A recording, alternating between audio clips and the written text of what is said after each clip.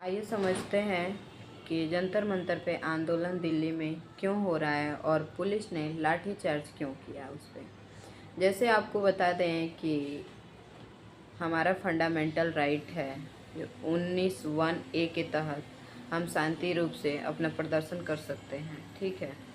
और वही 19(2) के तहत 19(1)(2) के तहत ये है कि हम शांति रूप से प्रदर्शन कर सकते हैं और ये एक सीमित होना चाहिए।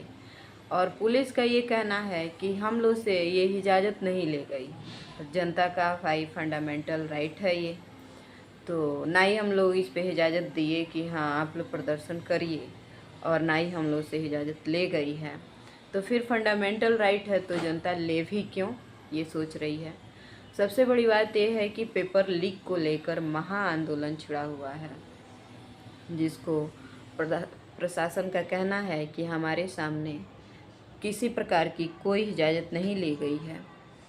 हम बता दें कि आपको CRPC 144 धारा है, जो कन्वर्ट करके BNSS 163 में बदला गया है। इसमें ये है कि आप आचार संहिता लागू किया जाता है इसमें, ठीक है। आप लाठीचार्ज कर रहे हैं, आप सब कुछ कर रहे हैं, लेकिन एक बार बच्चों की तो बात सुनी जाए।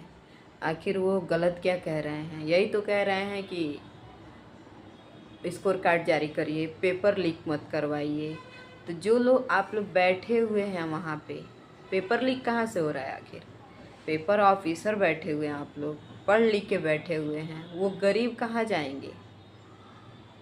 वो गरीब के बच्चे कहाँ जाएंगे? वो गरीब कहाँ जाएंगे जिन लोगों ने उम्मीद लगा के बैठा है कि मेरा बेटा या बेटी गवर्नमेंट जॉब कम रिसोर्सेज में और बड़ी उम्मीदों को पालते हैं। आपसे बता दें कि मेरा ही सिलेक्शन हुआ था यूपी पुलिस में, और जिसमें कि मैं फाइनल मेरिट से बाहर हुई। तो उस टाइम ये नहीं था कि हाँ चलो बहुत ज़्यादा जॉब की वो है, लेकिन हाँ निकल गया, फिर करना था, रनिंग वनिंग सब कुछ हो गया।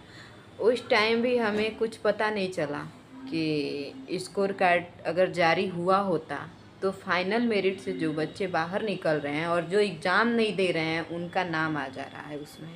तो ये कैसे हो रहा है? आखिर आप लोग ही तो बैठे हैं सिस्टम पे, और पेपर लीक सवाल ही नहीं उठता है। आखिर आयोग क्या कर रहा है? और बच्चे अपनी बात रख रहे हैं तो ऊपर से लाठी चार्ज करने की इसमें कोई ज़रूरत नहीं है। अगर उनकी बातों को सुनी जाए, उनकी बातों को समझा जाए तो वो गलत नहीं है कहीं भी। वो लीगल एविडेंस लेके आपके साथ जा रहे हैं कि हाँ देखिए ऐसे पे नीट का पेपर लीक हुआ, यूपी लेखपाल का पेपर लीक हुआ, पेपर लीक होते जा रहा है। बच्चे कहाँ जाएंगे जो मेहनत कर रहे हैं? तो उन लोग का लाजमी है आंदोलन करना। ये आंदोलन बहुत पहले से इसको तैयार किया जा रहा था कि 20 जुलाई को आंदोलन होना है जंतर मंतर पे, और अलग अलग जगह से सभी लोग वहाँ इकट्ठा हुए हैं भारी संख्या में। वहाँ आंसू गैस छोड़ी गई है, वहाँ लाठियों की बौछारी, बहुत लोगों की जान भी चली गई है। आखिर क्या है? हमारी 1857 की क्रांति हुई, उसमें भी लाखों करोड़ों लोग मारे गए, ठीक है। जब अंग्रेज थे हमारे भारत पे राज कर रहे थे, उस टाइम भी वो दुश्मन होते हुए भी हम उनके सामने अपनी बात रखते थे, समझौता करते थे, और वो उधर से भी अपनी बात रखते थे। आखिर गांधी इरविन समझौता या फिर पूना पैक्ट काहे लिए हुआ है? तो ये अपने भारत देश के बच्चे हैं, तो इनकी बात क्यों नहीं सुनी जा रही है? सुन के उनका जो भी प्रॉब्लम है उसका सलूशन निकाला जाए। ये लाठी चार्ज करने से क्या फ़ायदा है बताइए? और बच्चों को मारपीट करने से क्या फ़ायदा है? वो तो यही कह रहे हैं ना कि ट्रांसपेरेंट रूप से एग्ज़ाम कराई जाए, या सभी लोग का यही कहना है, क्योंकि ये भविष्य की बात है। और जिन लोग के पास पैसे नहीं है वो कहाँ से क्या करेंगे? इतना पैसे नहीं है कि वो अपने बच्चों को कोर्स करा सकें, तो वो कम रिसोर्सेज में सोचते हैं कि मेरा बच्चा एक गवर्नमेंट जॉब पा जाएगा छोटा मोटा तो चलेगा। और सारे पेपर लीक होते जा रहे हैं। आखिर ये कैसे लीक हो रहा है?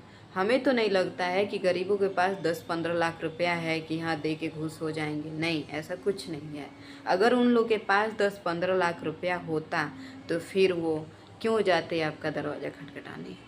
वो भी कहीं बिजनेस, कहीं कोर्स करके बैठ जाते।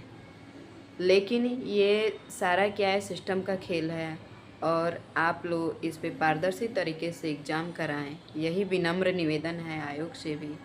और संसद भवन में इसीलिए बच्चे इतनी भारी संख्या में जुटे हैं ताकि उनकी बात को सुनी जाए, इसलिए नहीं कि लाठियों की बौछार कराई जाए और उनकी जान ले ली जाए। तो सबसे बड़ी बात यह है कि वो अपना फंडामेंटल राइट को अपनाते हुए वहाँ तक पहुँचे हैं या अपनी बात को रखे हैं। तो अगर अंग्रेज़ों से दुश्मनी होते हुए भी हम लोग वहाँ सामंजस्य बैठाए, संतुलन बैठाए, तो फिर ये तो अपने भारत देश के ही लोग हैं, इनको क्यों नहीं समझा जा रहा है। तो आयोग से विनम्र निवेदन है कि वो बच्चों की बात सुनी जाए और जो भी है पारदर्शी तरीके से एग्ज़ाम कराई जाए, हर पेपर लीक कैसे हो रहा है ये समझा जाए और उसको अच्छी तरीके और विशेष ध्यान दिया जाए इस पे कि पेपर लीक ना हो और हर चीज़ सही से एग्ज़ाम कंडक्ट हो, सही से पेपर हो सके और बच्चों का भविष्य गर्त में ना जाए।